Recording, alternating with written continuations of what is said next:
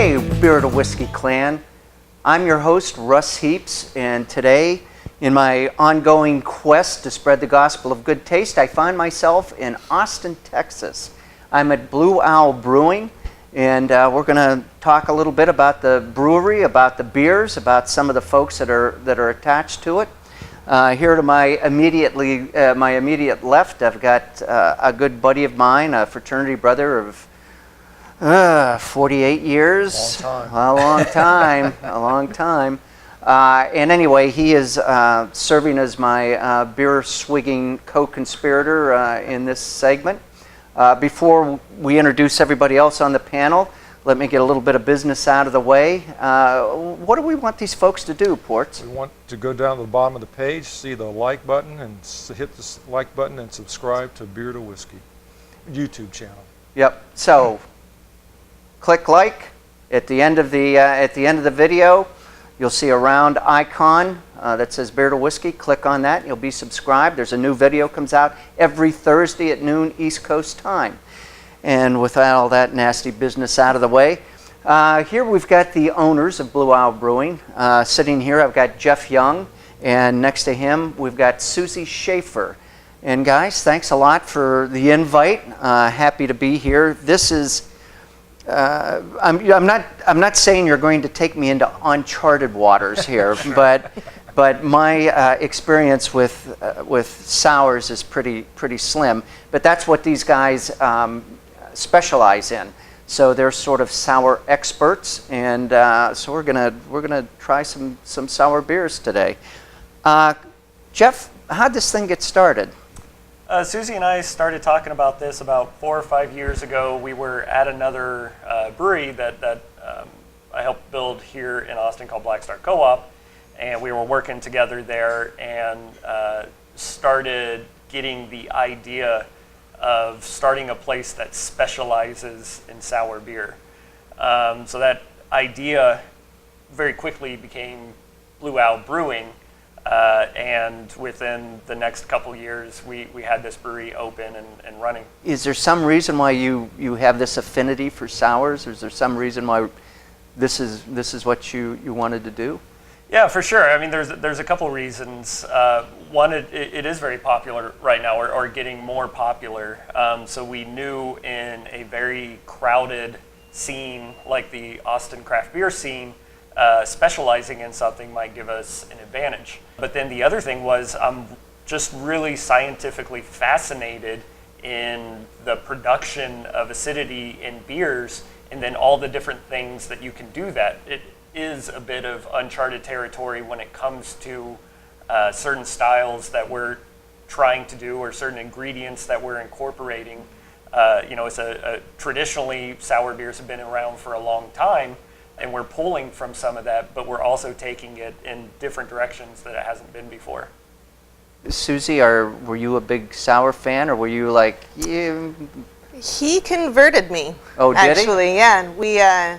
We had a summer of sour when we were working together at Black Star with just different blends and variations. I remember back in the day having a New Belgium sour that turned me off to it for a long time, and with Jeff's experimentation with the different known styles and twisting those, it was a much more approachable and easy drinking kind of style that I liked. And then of course I moved on to liking the crazy wild barrel aged. That fly isn't going to leave you alone, it's is not. My friend.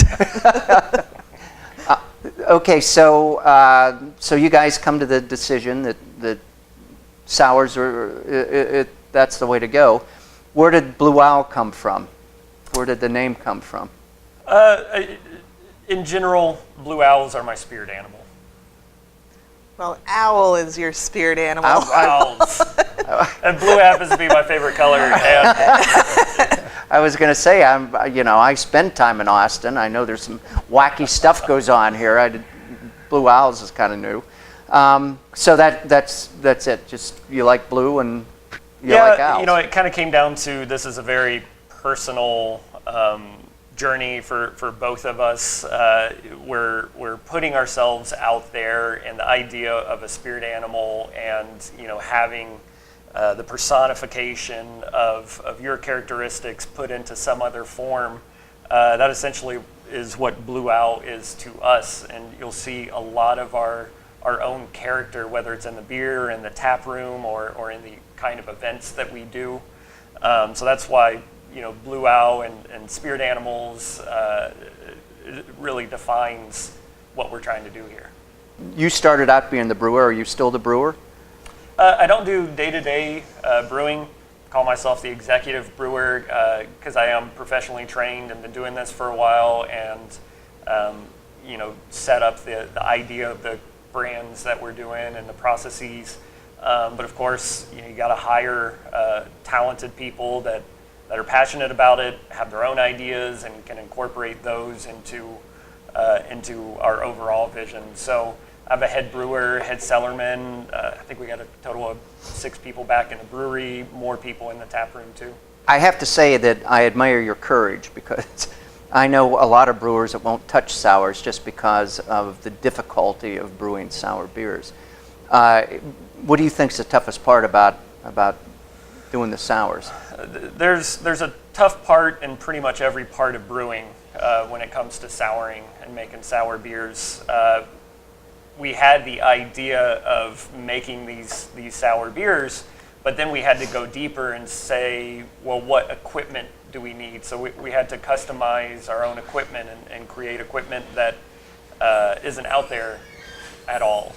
And then we had to figure out some of the processes to make these beers, and we are presented with challenges that no other breweries are presented with, because we are the only ones doing this entire process of sour mashing and Right. nothing else. So we, you know, had about 6 months of pretty heavy research and development to design equipment, to have a better understanding of what our fermentation is going to be like, what our packaging is going to be like. So there's been a challenge in all of it, but that challenge all rests on trying to integrate a clean sourness into beer styles that you're already familiar with. So we're trying to marry the flavors of sour and then good old-fashioned beer, whether it's a pale ale or a stout or a barley wine. We want all those flavors to still be there. So understanding how to incorporate that acidity is what makes Blue Owl special. What is the actual process that you have to go through to get the beer to turn sour? Is there certain additives you put in it, or how does that whole process work? Our process, kind of in a nutshell, we call it sour mashing, and that simply means using the naturally occurring bacteria found on the grain that we use. We're using that bacteria essentially as an inoculant to consume some of the sugars that the yeast would consume normally, but consuming them and creating lactic acid.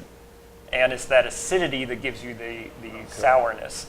So we are using a natural process that every one of our beer styles goes through, but we just had to learn how to control it, how to harness kind of the wild aspect of it and make it reproducible, clean, and integrate it into the other flavors. I know there's a brewery out towards Dripping Springs called Jester King, and they do a lot of sours and farm beers, I guess, however that's called. Do you guys ever get together, put your heads together at all, and talk about it? We do. We're good friends with them, just kind of like with the whole community here in Austin, but with them specifically, you know, you may think there is more overlap than there actually is with us and what Jester King are doing. And more to the truth is that they're doing a very different process that develops some of the same flavors that we do, but they're just using largely different tools than we're using. They're doing mixed cultures, fermentations, wild cultures, and barrel aging, where we're using the cleaner, quicker methods to create acidity but retain the rest of the flavors of the original beer. Yeah, they're even getting into the cool ship method, so it's like extremely different than what we're doing. So you mentioned barrel aging. Are you guys not doing any barrel aging? We do. It's definitely not the core of what we started on. So all of our beers go through this one souring process, and we develop different beer styles to use that. But then after that, just like any other brewery, we can continue the process using barrels, whether it's for souring or for, whiskey kind of flavors integrated in there. But we try not to confuse those two things. We're not necessarily a barrel aged sour brewery, because that kind of means some different things. Right. But we can do those, and we do. Susie, what got you on the path of craft beers? Okay, you've credited Jeff with bringing you over to the dark side of Sure. sours, but what got you onto craft beers? My simplest answer is I grew up in Fort Collins. So growing up around New Belgium and Odell and watching them thrive as a business, I've always been into the business, just business ownership. I went to school for entrepreneurship, so I was always very excited about all the aspects of running a business, but they were really my inspiration, seeing the two companies, even to the point where I introduced them into the college for them to be speakers, just to be closer to them, did a shadow program with them. So I've always admired it. Culture has been fascinating. I like that it's playful. You can really express yourself. There's a lot of creativity that you can express through it. I was always the beer nerd. Now I'm not, but I was the snob back in college, right. the one that would always order craft instead of what everybody else was drinking. So it's always been there, but I'm not a brewer. I homebrewed and failed miserably many times, and knew that was not my thing. We share that. So fortunately, joining forces with Jeff, who's a very well-respected brewer in the community, it was a pipe dream that came true. Jeff, did you come into craft beers loving sours, or was there something else that captured your attention first? I started drinking craft beers when I was in college. So this would have been around 2000, 2002. And I was in Alabama, and there wasn't a lot of craft beer options in Alabama. Craft beer to them and me at that point was like Samuel Smith's Oatmeal Stout. You could find that. That was a worldly beer. Yeah. Surprisingly, Lindemann's Framboise, which, brewers talk about tongue-in-cheek nowadays, but back then that was a pretty cool, right. Different beer. Pilsner Urquell. So didn't have many options, and just kind of knew that sourness was one of the many different facets you could get into. But no, brewing in general and the science behind it was what got me hooked initially, and sourness came about because of all the stuff we don't know about souring and the different beer styles that we can create that would be novel. What did you do before you were brewing, before you started doing this? I was a chemist. So I was a pharmaceutical chemist. So this is right up your alley, yeah, basically. I was familiar with studying science in college, studied engineering, actually wanted to be an electrical engineer, but fell into actual jobs of a chemist, so studied more chemistry, and all those things kind of come together in the brewing world because you're using equipment that are engineered to produce something, and the thing that we're producing is just made up of chemicals, and Sure. So yeah, I had a natural kind of inclination towards the science side of brewing. And when did you open this brewery? How long ago? We are just now turning 3 years old. Okay. So was that 2014, 2015? 2015. 2015. Yep. Project started 2014. Another question I ask, some other people that, they have that Geronimo moment where they walk out and say, Geronimo, I'm jumping off the cliff, I'm going to do this. So it's kind of a two-part question. Number one, what was your Geronimo moment? And then secondly, how did you come up with the funding to get this whole thing started? Well, I was ready to move on and pursue something different. I think the Geronimo moment was Jeff said, what would you think about starting a brewery in 5 years? And I said, how about now? Because I'm ready. Kind of been saving for this whole thing my entire life. So that all came together pretty quickly. A lot of intense business research and marketing plans and whatnot. But the funding came together pretty seamlessly. We reached out to a couple of people that we just knew loved beer and talked to them about the project, and they were on board. They're still involved and on board. You can see their names on the tanks back in the brewery. Yeah. It's a nice group that we have to bounce ideas around. So. What kind of production are you guys doing? How many barrels a year are you? It's a 30 barrel system Okay. that we have here, and our process, even though it's usually called a quicker souring process, it still takes up to 24 hours, 48 hours for the sourness to happen in our brew house. So we've specially engineered some of our equipment so that we can control it, do it quickly. But then everything after that is pretty normal fermentation. So we have 4 30-barrel bright tanks now, or excuse me, fermenters, which gives us a capacity around 2,500 barrels per year, and we're about there now at this point. So we're hoping within the next year to expand our tanks and start getting these beers in a little larger audience. Do you have the room here to expand, or are you going to have to go elsewhere? We barely have the room to operate in here as it is now.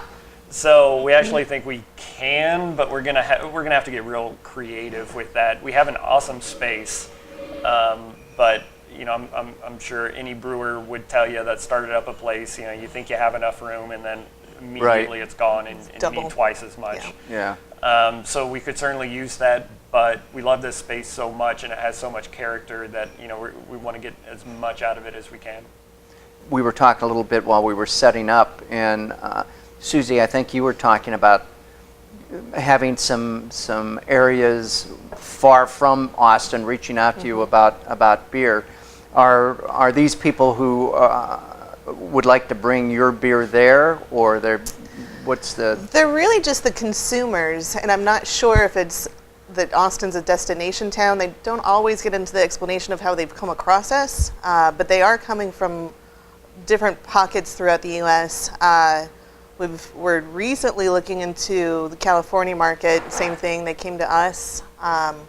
They see a need for the product and the layout that we're doing it. So yeah, I think it's just it's growing, and people see that we're specialized in it, so they're reaching out to somebody who specifically focuses on that. What do we have here? Well, we have a few beers that are fairly indicative of some of the things that we try to do. I talked a little bit earlier about trying to integrate acidity into a beer style and retain the characteristics of the beer style. So with that, we have 3 beers here. One is a pale ale, one's an IPA, and one's a stout. So as you can see, pretty normal kind of beer styles, but now we add some acidity to that and try to see what it does to the natural flavors, whether it marries with them or provides a counterbalance or whatever that is. So if we start with the darker of the lighter 2, that's actually the pale ale. Left. So this one's called Spirit Animal. This one's our sour pale ale. Very traditional American pale ale.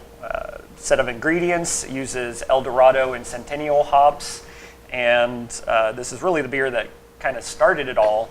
And it was an idea of the kind of flavors that are very pleasurable when you combine citrusy hops, a little bit of a malty backbone with that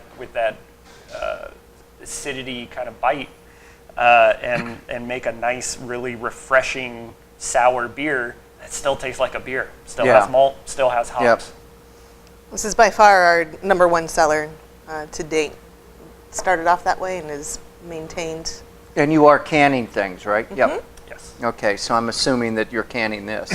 Yes. Okay. Yeah, that was actually one of our most exciting things to doing the brewery was sour in a can. It was unheard of at the time. I think we only found 2 other companies that had anything remotely close back then. Yeah. Totally different now, but I don't know. I don't know that I've seen a lot. Well, I mean, you guys would know better than I do, but I don't know that I've seen much in the way of sours in cans. Definitely the Goza and Berliner Weiss market has taken off, and it's become a commonplace style for any consumer. So that's opening people up to it and starting to convert them to a new style. But yeah, I don't think we've still seen anything like a sour stout, period, but definitely not in a can. So. Yeah. Yep. Okay. So pale ale. So that's Spirit Animal. The second one is kind of an interesting one that may take a couple sips for you to start wrapping your taste buds around, but it's a sour IPA. Both of those things together are pretty awesome. Well, independently, they're pretty awesome. When we put them together, it becomes something very distinctly different. Sour is a pretty strong flavor. Bitterness from the hops when you're doing an IPA can be pretty aggressive.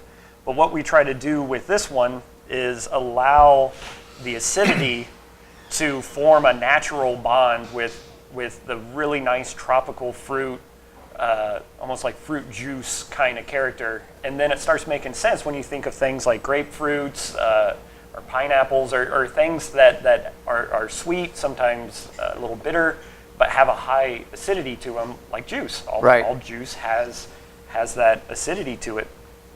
So this one, Hop Totem, focuses on a hop called Citra, which is a pretty popular American hop nowadays that has a big kind of pineapple mango flavor to it. It's not the most sour, so we do dial back the sourness a little bit on this one to make sure nothing is too over the top. Right. But we try to balance the sweetness, the sourness, and the bitterness all to kind of hold up this really nice fruit juice kind of flavor. Yeah, I kind of like that. And that's probably one of our more extreme ones, so welcome. Well, I'm not saying you're reeling me in at this point, but it's pretty good. And So on the last one, we have one of the original beers along with Spirit Animal. This one is called Professor Black. It's a sour cherry stout. We started with this idea as just kind of a novelty. Didn't know if it necessarily would make it as a beer style, especially a core beer style. But we brewed it one time kind of as a test batch, and it just really worked. And we've been brewing it almost exactly the same since then. So again, it has the roast character of a stout. it does. The bitterness, the astringency, the malt, the alcohol, has all that. But then the acidity has kind of a counterpoint to it. It doesn't necessarily immediately wrap around the other flavors. So what we did is found some really nice cherries, Montmorency cherries from Michigan, that have kind of a spicy, sweet flavor to them, and allow that to be the focal point or the bridging of those two flavors. It definitely has a pucker factor on the back end, that's for sure. Yeah, this one is the most sour out of Yeah. the three, too. This is something that I recommend to wine drinkers, red wine drinkers, especially Yep. a Malbec Yep. drinker. It really hits the Yep. same Oh, I really flavor like this. notes. I do too. I really do. I do too. I came in a real skeptic thinking, wow, beer and sour just doesn't seem to go together. But and I've only had, I think, maybe one other sour beer years ago, and I, quite frankly, didn't care for it. Sure. But I'm really surprised. I am enjoying these, and I'm really surprised. Well, that's We good. hear that a lot. We get a lot of people in here that are not sour drinkers. They're with a group of friends, not even beer drinkers, and people change. We get to actually watch the transformation while they're here. It's right. I one of the noticed more on your entertaining. menu boards or whatever, you have SU, and I assume that stands for sour units. Mm-hmm. How is that? How do you calculate that? Is that something you came up with yourself, or is that a We came up standard? with the term because we were trying to, make these sour beers time and time again, and we needed some sort of measurement to make sure we could be reproducible and that we could balance the acidity. Because some beers don't need a really high level of acidity, and some of them maybe if they're extra sweet, are going to need a really high level.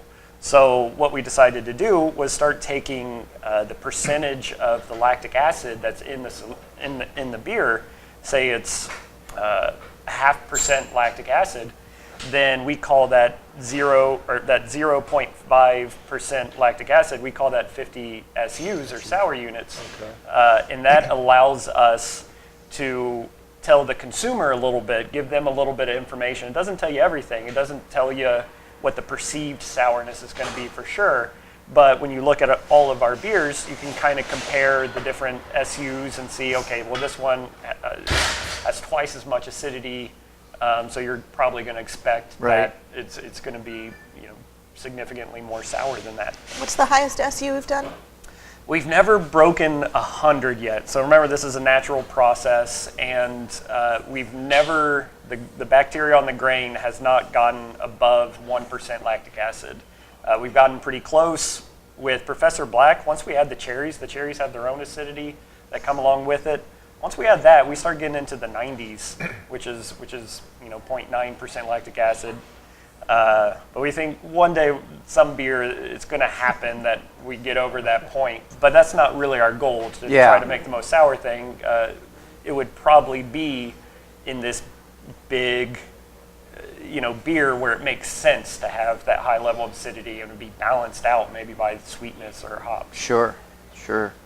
I kind of like this. If I was gonna pair this with food, what do you guys think this goes well with? With Professor Black? Yeah. I typically go down the barbecue path with it, like just a real nice pulled pork or something along those lines. A lot of our sours, I typically say, go really well with like sushi. It's just a nice complementary pairing. What else? This is also kind of a dessert beer that's a given for it. A lot of people have actually made desserts out of it. I was talking to a sommelier about it, just an interesting thing a very basic principle I hadn't thought of, and he's like, no, sours they're great for just pairing with any food because it loosens up your saliva so you can taste. It's the same thing that you do with wine. So he's like, this is perfect for somebody who's not into the wine scene. You really get full flavor out of your meals. I really like this one. Yeah, I like it. I do too. It goes with the weather today too. It's just a good stout day. When I flew in here a couple of days ago, it was about 83, 84 degrees, and the next day it was 40 and raining. And so that's why this goes pretty well with the temperature and the weather. Anything else on your mind? No, I would just, tell the viewing public to, try some sours. I think you might be surprised. You might like it, You might have gotten one. You might have hooked one here. I don't know. We'll get you there. We have 6 more to try. Okay, guys, the doors are open and some people are coming in, so we should probably wrap this up. But thanks a lot for the invite. Thanks for coming. It's been fun talking to you. It's been fun drinking some good sours. And with that, cheers. Cheers. See you next time.